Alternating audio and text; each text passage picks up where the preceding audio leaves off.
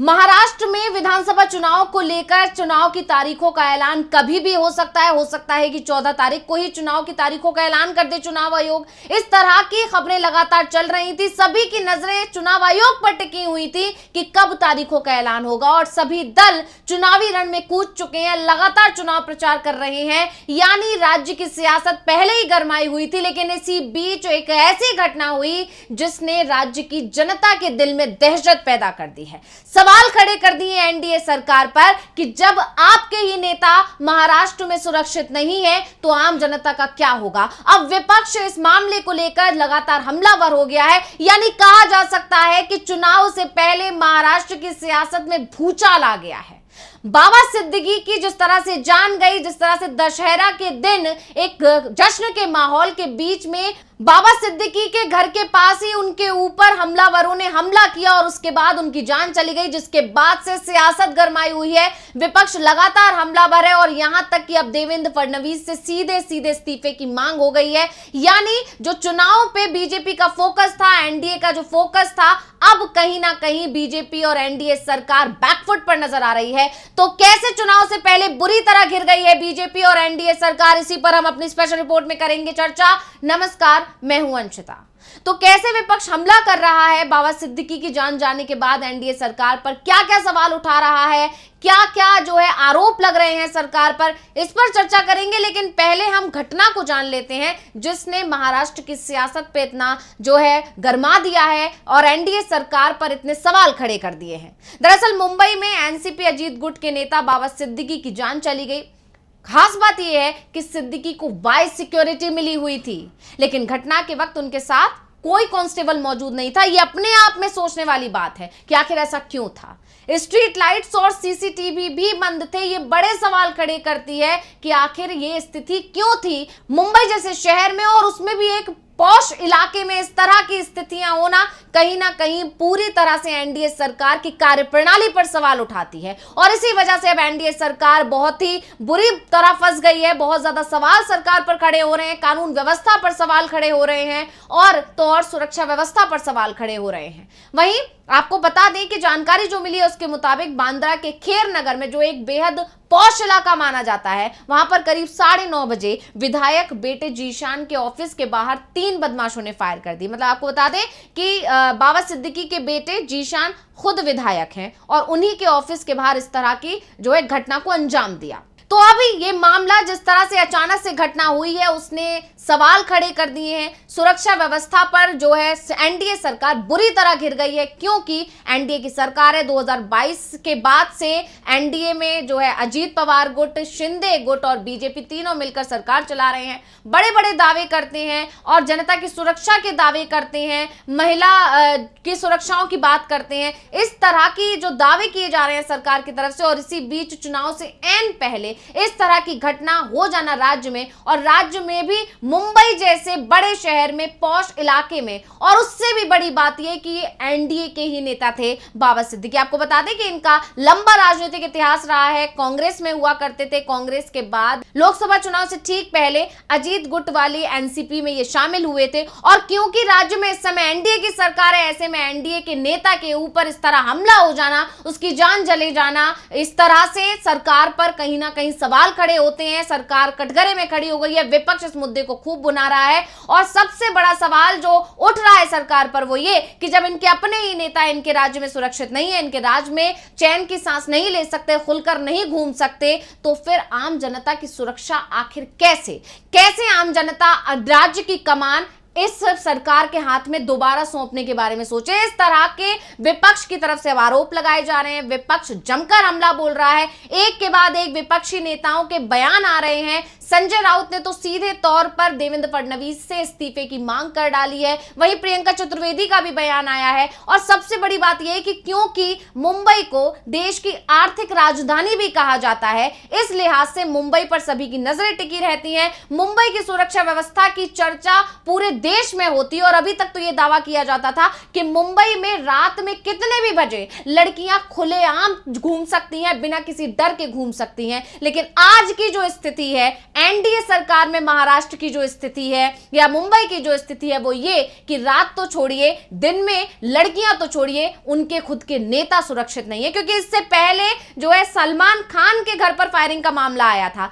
सलमान खान को धमकी भरे लेटर मिले, उनके पिता सलीम खान को धमकी भरे लेटर मिले। तो इस तरह से पहले ही शिंदे सरकार सवालों के घेरे में थी, पहले ही शिंदे सरकार की सुरक्षा व्यवस्था पर सवाल उठ रहे थे, कानून व्यवस्था पर सवाल उठ रहे थे। और अब तो एनडीए के ही एक नेता के साथ इतनी बड़ी घटना हो जाना ये बताता है कि सरकार का ध्यान सिर्फ चुनावों पर है, सिर्फ वोटों पर है, सिर्फ और सिर्फ कैसे जनता को लुभाया जाए, कैसे अपनी तरफ लाया जाए, इस पर पूरा ध्यान है। पूरा रोड मैप इस पर तैयार किया गया है कि कितनी रैलियां किसकी होंगी, कब होंगी, कहां होंगी, कैसे होंगी, विपक्ष क्या कर रहा है, इस पर पूरा ध्यान है एनडीए सरकार का, लेकिन जनता पर ध्यान नहीं है। और यह सवाल इसलिए उठ रहा है क्योंकि दशहरा का दिन था, जश्न का माहौल था। इस दिन रोज के कंपैरिजन में ज्यादा से ज्यादा सुरक्षा होनी चाहिए थी, पुलिसकर्मी तैनात होने चाहिए थे। क्योंकि दशहरा का दिन था, जश्न का माहौल था, ऐसे कार्यक्रम में ज्यादा सुरक्षा के इंतजाम किए जाने चाहिए थे। लेकिन इसके उलट नेता के घर के पास, ऑफिस के पास इस तरह की घटना हो जाती है और इसलिए अब शिंदे सरकार बैकफुट पर आ गई है, दबाव में आ गई है और अब वो समझ नहीं पा रही है कि इस तरह की मुश्किल से वो बचे कैसे। तो मैं आपको पहले बता दूं कि संजय राउत ने क्या कुछ कहा है, सुन लेते हैं। कल जो हत्या हुई है बाबा सिद्दीकी, जो महाराष्ट्र के पूर्व मंत्री है, बहुत साल विधायक रहे, आज भी उनका बेटा विधायक है, शायद हमारे पार्टी में नहीं हो लेकिन हमारे साथी रहे, अच्छे आदमी थे। तो उनकी हत्या ऐसी तरह से होती है जिनको सिक्योरिटी है, वाई स्टेटस की सिक्योरिटी है, और उनकी हत्या होती है। उसका मतलब क्या है? हत्या के पीछे कारण कुछ भी हो, लेकिन हत्या हो गई है तो आपका फेल्यूर है, मुख्यमंत्री का फेल्यूर है कि गृह मंत्री देवेंद्र फडणवीस पूरी तरह से फेल्यूर है, उनको इस्तीफा देना चाहिए।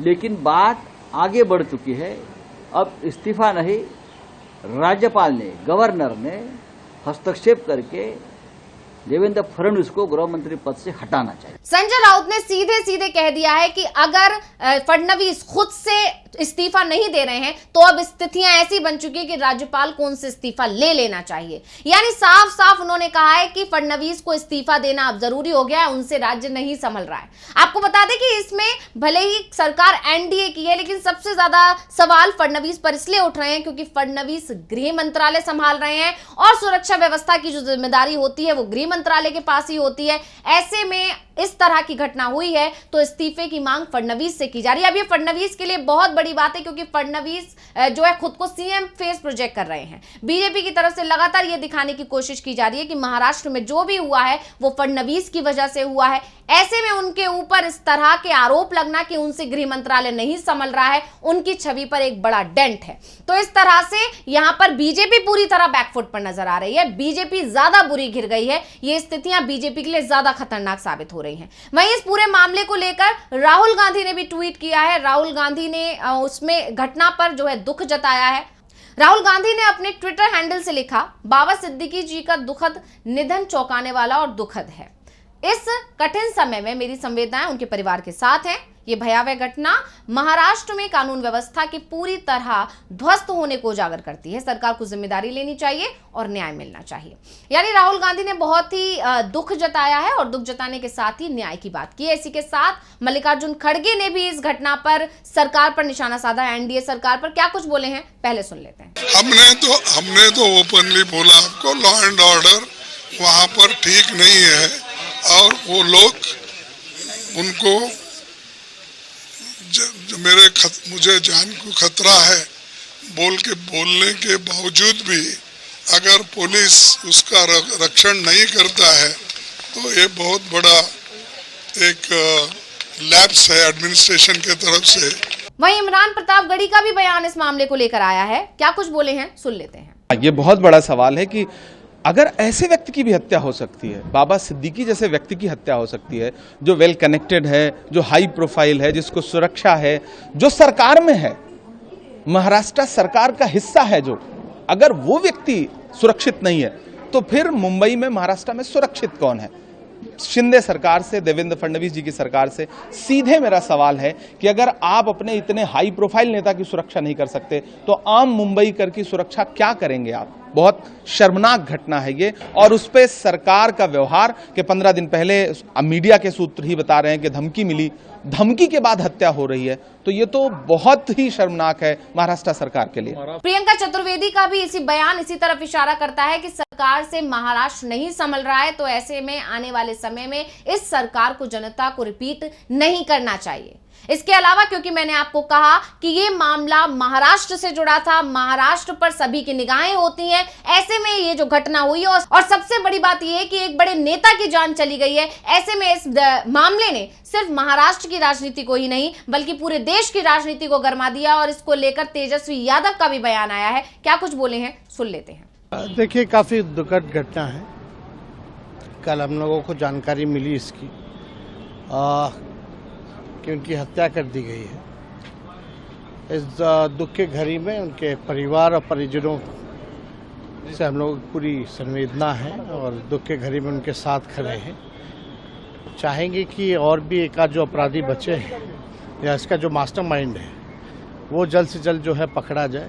तो अब यानी आप पता है कि पूरी तरह से बीजेपी सरकार, एनडीए सरकार घिरी हुई नजर आ रही है, बैकफुट पर नजर आ रही है। अजीत पवार की तरफ से जो भी बयान आ रहे हैं या फडणवीस की तरफ से जो भी कहा जा रहा है उसमें यह साफ है कि उनके चेहरे पर मायूसी है, उनके पास जवाब देते नहीं बन रहा है। बुरी तरह से सरकार चुनावों से पहले घिर गई है और यह मानकर चला जा रहा है कि इसका असर आगामी चुनावों पर होना तय है। पहले ही एमबीए की जो है सरकार बनती हुई दिखाई दे रही थी, तमाम सर्वे रिपोर्ट्स इस तरफ दावा कर रहे थे एमबी की स्थिति मजबूत है, एनडीए कमजोर है और ऐसे में इस घटना ने और ज्यादा बैकफुट पर ला दिया एनडीए सरकार को। वहीं आपको बता दें, अभी तक ये जानकारी सामने आई है कि इस मामले की जो जिम्मेदारी है, इस घटना की जिम्मेदारी लॉरेंस बिश्नोई ने ले ली है। उसके गैंग के एक मेंबर ने बाकायदा जो है फेसबुक पर पोस्ट करके कहा है कि जो भी सलमान खान के करीबी होंगे उनके साथ, यानी गैंग की तरफ से एक और किसी घटना के बारे में जानकारी अभी से दे दी गई है और यह बता दिया गया है कि आगे ऐसा ही होता रहेगा। तो यह भी अपने आप में बड़ा सवाल है कि एनडीए सरकार के होते हुए